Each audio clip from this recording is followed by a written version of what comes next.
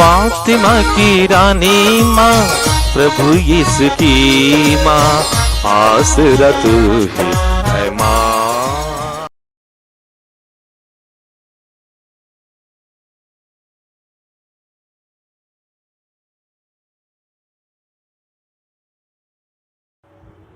पहला पाठ नबी ईसायास का ग्रंथ, अध्याय 61, पद संख्याएं 9 से 11 तक। उनका वंश राष्ट्रों में प्रसिद्ध होगा और उनकी संतति का नाम देश विदेश में फैल जाएगा।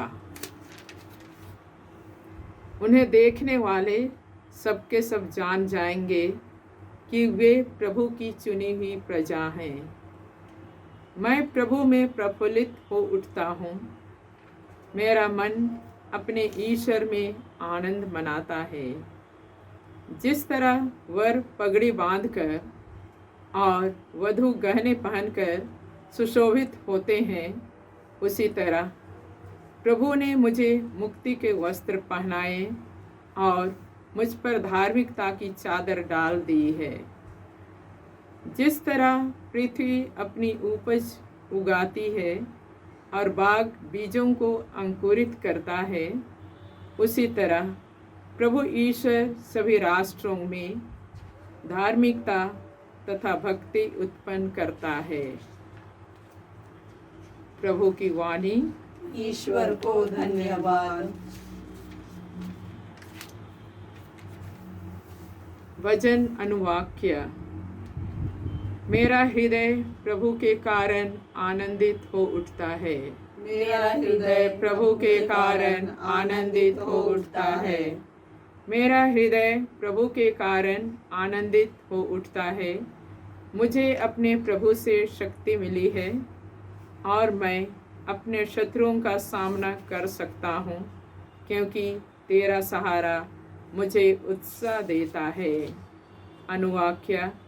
मेरा हृदय प्रभु के कारण आनंदित हो उठता है। मेरा हृदय प्रभु के कारण आनंदित हो उठता है। शक्तिशालियों के धनुष टूट गए और जो दुर्बल थे वे शक्ति संपन्न बन गए। जो धनी थे वे रोटी के लिए मजदूरी करते हैं और जो भूखे थे वे संपन्न बन गए।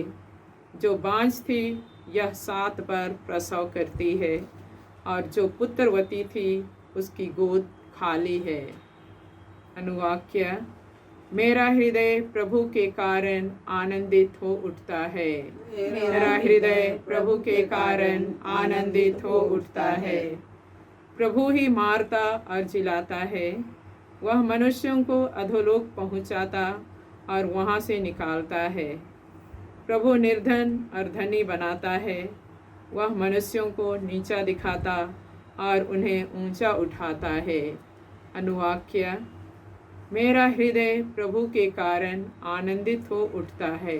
मेरा हृदय प्रभु के कारण आनंदित हो उठता है। वह दीनहीन को धूल में से निकालता है और कूड़े पर बैठे हुए कंगाल को ऊपर उठाकर उसे राइसों की संगति में पहुंचाता है और सम्मान के आसन पर बैठाता है। अनुवाक्य।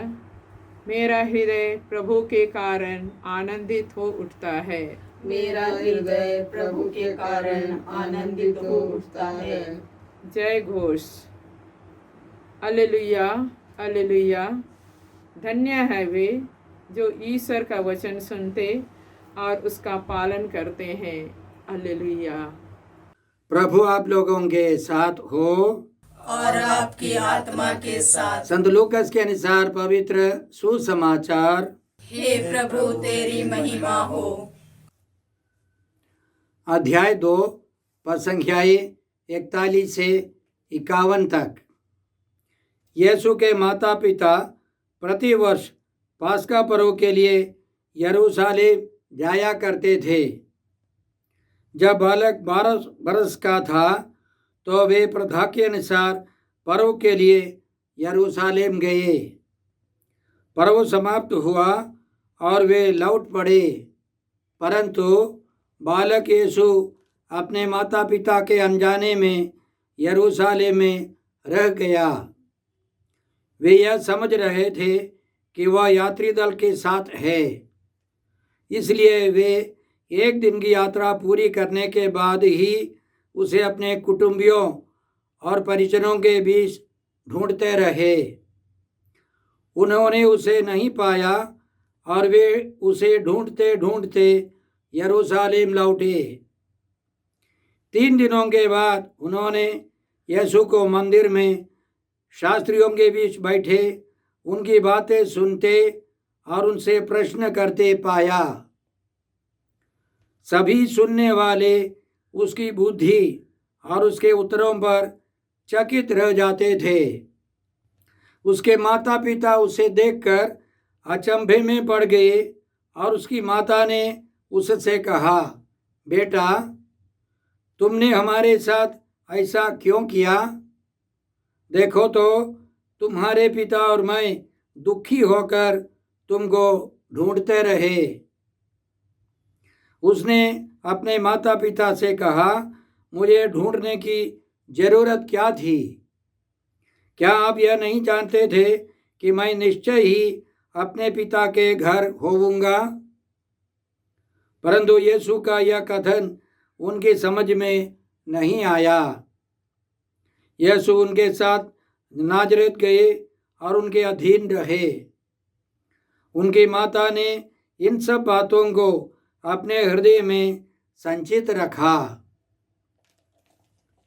प्रभु का सुसमाचार। हे क्रिस्त तेरी स्तुति हो।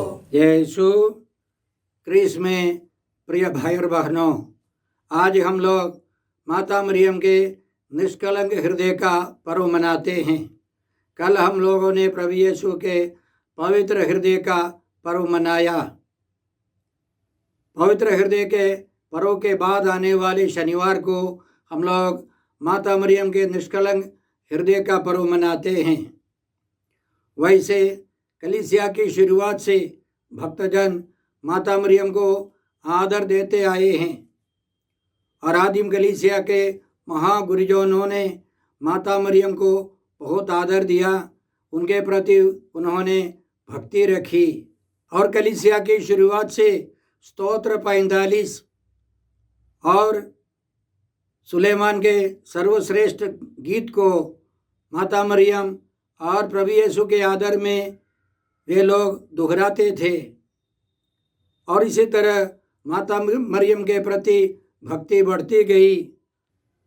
1648 में संत योहन यूड ने माता मरियम के निष्कलंक हृदय का प्रचार किया, उनके आदर में भक्ति शुरू की। 1805 में संत पापा पियूस सातवें ने यह अनुमति दे दी कि कोई भी धर्म प्रांत, धर्माध्यक्ष या धर्म संघ माता मरियम के निष्कलंक हृदय के प्रति आदर भक्ति रख सकते हैं। 1805 में संत पापा पियूस सातवें ने यह अनुमति दे दी कि कोई धर्म प्रांत या धर्म समाज माता मरियम के निष्कलंक हृदय का पर्व मना सकता है। 1855 में पूजन पद्धति के संघ ने इस भक्ति की अनुमति दे दी और 1917 में माता मरियम ने पुर्तगाल में फातिमा में 3 बच्चों को दर्शन दिए और उन्होंने यह समझाया कि माता मरियम के निष्कलंक हृदय एक रास्ता है, ईश्वर की ओर जाने का रास्ता है। माता मरियम के निष्कलंक हृदय के विरोध में पाप होते हैं। सबसे पहला पाप है परम पवित्र यूक्रिस्ट का अनादर। और वीर कलीसिया ने माता मरियम के बारे में जो सिखाया है, उनका निष्कलंक गर्भागमन, उनका स्वर्गारोहण, इसी तरह 4 महान रहस्य कलीसिया ने हमको समझाया है, उनमें विश्वास करना है। यदि हम उन रहस्यों में विश्वास नहीं करते हैं तो हम माता मरियम के निष्कलंक हृदय के तिरस्कार में, अनादर में पाप करते हैं। इन पापों से मुक्ति पाने के लिए माता मरियम ने सुझाव दिया कि प्रथम शनिवार को भक्तजन जाकर चर्च में जाकर पाप स्वीकार करे, अच्छी तरह पाप स्वीकार कर योग्य रीति से परम प्रसाद में उपस्थित यीशु को ग्रहण करे, मिस्सा बलिदान में भाग लेकर और माता मरियम के आदर में रोजरी माला करनी है। संत पापा पौल छठे ने यह पर्व निर्धारित किया। प्रभु यीशु के पवित्र हृदय के पर्व के बाद आने वाले शनिवार को यह पर्व मनाना है। इसलिए कल हम लोगों ने शुक्रवार के दिन प्रभु यीशु के पवित्र हृदय का पर्व मनाया, तो आज हम शनिवार को माता मरियम के निष्कलंक हृदय का पर्व मनाते हैं। आज का पहला पाठ नबी यशायाह के ग्रंथ से हैं, अध्याय 61 पद संख्याएं 9 से 11 तक। इसमें हमने इस प्रकार सुना, उनके वंशज राष्ट्रों में प्रसिद्ध होंगे और उनकी संतति का नाम देश विदेश में फैलेगा। उन्हें देखने वाले सबके सब जान जाएंगे कि वे प्रभु की चुनी हुई प्रजा हैं। सभी जगह पर सभी धर्म के लोग माता मरियम को आदर देते हैं। माता मरियम सबों को अपनी ओर आकर्षित करती है और उनके भक्तजन, उनके बच्चे जहाँ जाए अन्य लोग जान जाएंगे कि ये सब ईश्वर के जन हैं, ईश्वर के लोग हैं, ईश्वर की संतान है। और आगे हमने आज के पहले पाठ में सुना, मैं प्रभु में प्रफुल्लित हो उठता हूँ, मेरा मन अपने ईश्वर में आनंद मनाता है। जिस प्रकार वह याजक की तरह मौर बांधकर और वधू आभूषण पहनकर सुशोभित होते हैं, उसी प्रकार प्रभु ने मुझे मुक्ति के वस्त्र पहनाए और मुझे धार्मिकता की चादर ओढ़ा दी है। माता मरियम खुद अपने भजन में यह घोषणा करती है, मेरा मन अपने मुक्तिदाता ईश्वर में आनंद मनाता है। ईश्वर ने अनादिकाल से माता मरियम को चुना था, अपने इकलौते पुत्र के लिए योग्य माँ के रूप में ईश्वर ने चुना, आदि पाप से मुक्त कर उनको जीवन दिया।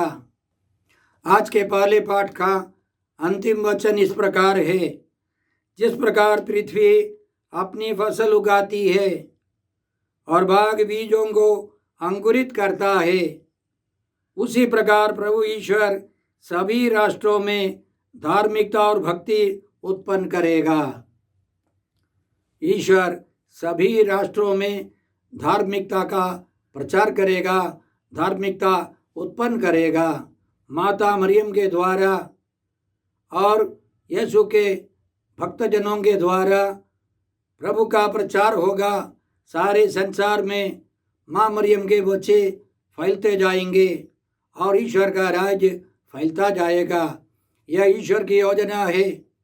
हम लोग जहाँ जाए, लोग अन्य धर्म के लोग भी हम देखते हैं माता मरियम को आदर देते हैं।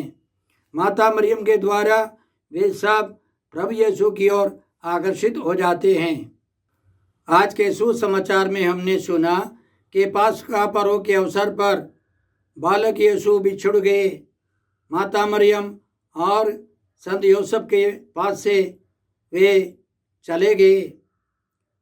यरूशलेम मंदिर में बालक यीशु फरीसी और शास्त्रियों से बातें सुनते, बातें करते रहे। 3 दिन के बाद वे सब मंदिर में एक साथ आए। माता मरियम की बात है, बेटा तुमने हमारे साथ ऐसा क्यों किया? देखो तो तुम्हारे पिता और मैं दुखी होकर तुमको ढूंढते रहे। माता मरियम का हृदय दुखी था। और अंतिम में हमने सुना माता मरियम ने इन सब बातों को अपने हृदय में संचित रखा। यजकियल नबी के ग्रंथ में ईश्वर कहता है, मानव पुत्र मैं तुम्हें जो वचन सुनाता हूँ उसे हृदय में ग्रहण करो, अपने कानों से सुनो। माता मरियम ने ईश्वर के वचनों को कानों से सुना और हृदय में संजोए रखती थी। संत लूकस के सुसमाचार अध्याय 1 पद संख्या 28 से हम लोग इस प्रकार पढ़ते हैं। स्वर्गदूत ने उसके यहाँ मरियम के यहाँ अंदर आकर उससे कहा, प्रणाम प्रभु की कृपा पात्री, प्रभु आपके साथ हैं। वह इन शब्दों से घबरा गई और मन में सोचती रही कि इस प्रणाम का अभिप्राय क्या है। माता मरियम अपने मन में यह बातचीत करती रही, त्रिएक ईश्वर से बातचीत करती रही कि इस प्रणाम का अभिप्राय क्या है। तो जब हम लोग माता मरियम के निष्कलंक हृदय का पर्व मनाते हैं, यह केवल हृदय या मन की बात नहीं, एक अंग की बात नहीं, आंतरिक व्यक्तित्व। जैसे हम लोग प्रभु यीशु के पवित्र हृदय का पर्व मनाते हैं, प्रभु यीशु का आंतरिक व्यक्तित्व, उनके प्रेम का, आनंद का, शांति का सब वह तत्व जो ईश्वरीय तत्व यीशु के अंदर निहित है, उसी तरह हम लोग माता मरियम के भीतर जो सच्चाइयाँ है उसको हम लोग स्वीकार करते हैं। वह निष्कलंक है, पवित्र है। कारण यह है कि ईश्वर ने माता मरियम को जन्म का पाप के बिना ही इस दुनिया में भेजा था, और ईश्वर की माता होने के लिए, यीशु की माता होने के लिए उनको परम पवित्र एक व्यक्तित्व देना था। और इसलिए हम लोग माता मरियम के लिए ईश्वर को धन्यवाद देते हैं। माता मरियम और यीशु मानव मुक्ति के लिए जो करते हैं वे सब हमारे लिए सबसे महत्वपूर्ण है। हम जानते हैं प्रभु यीशु ने हमारी मुक्ति के लिए सब कुछ किया है, लेकिन उनके साथ रहने वाली सबसे ज़्यादा सहायक माता मरियम है। वे परम पवित्र निष्कलंक मरियम है। हम उनके द्वारा प्रेरणा पाते हैं। जैसे माता मरियम ने पुर्तगाल के फातिमा के बच्चों को समझाया, माता मरियम का निष्कलंक हृदय हमारे लिए आसरा का स्थान है, आश्रय की चट्टान है और ईश्वर की ओर जाने का सबसे उत्तम रास्ता है। तो आइए हम माता मरियम के द्वारा कृपा मांगते हैं, शक्ति मांगते हैं कि हम भी बाहर भीतर पवित्र जीवन बिताए, क्योंकि ईश्वर ने शुरू से कहा, बाइबल की शुरुआत में कहा, पवित्र बनो क्योंकि मैं पवित्र हूँ। हमें ईश्वर के समान पवित्र बनना है। योशुआ नबी के द्वारा ईश्वर ने हमको यह चुनौती दी है, अपने को पवित्र बनाए रखो क्योंकि कल तुम्हारी आंखों के सामने ईश्वर चमत्कार करेगा। माता मरियम आकर हमको कहती है कि प्रभु यीशु में भरोसा रखो, प्रभु यीशु की बात मानो, इसी वक्त चंगाई चमत्कार होगा। काना नगर के विवाह भोज के अवसर पर दाखरस घट गया तो माता मरियम ने प्रार्थना की। उन्होंने सेवकों से कहा, यीशु जो कुछ कहे वही करना, और उन्होंने ऐसा ही किया और पानी अंगूरी में बदल गया। प्रभु यीशु ने पहला चमत्कार किया, अपनी महिमा प्रकट की। इसलिए माँ मरियम आज हमको समझाती है, अपने को पवित्र बनाए रखो, यीशु में विश्वास करो, इसी वक्त चंगाई चमत्कार शुरू होगा। हम माता मरियम के द्वारा कृपा मांगते हैं। हे अब्बा पिता, हे प्रभु यीशु, हे पवित्र आत्मा ईश्वर, आज के सारे पवित्र वचनों के लिए हम तुझे धन्यवाद देते हैं और प्रार्थना करते हैं कि हम भी माता मरियम के रास्ते पर चलकर प्रभु यीशु के पास पहुंच जाए, त्रिएक ईश्वर को पूर्ण रूप से अपनाए, हम त्रिएक ईश्वर में निवास करें। हम यह प्रार्थना करते हैं प्रभु क्रिस्त के द्वारा। हमारे प्रभु यीशु क्रिस्त की कृपा, ईश्वर का प्रेम और पवित्र आत्मा का साहचर्य आप सबों को प्राप्त हो। आमीन।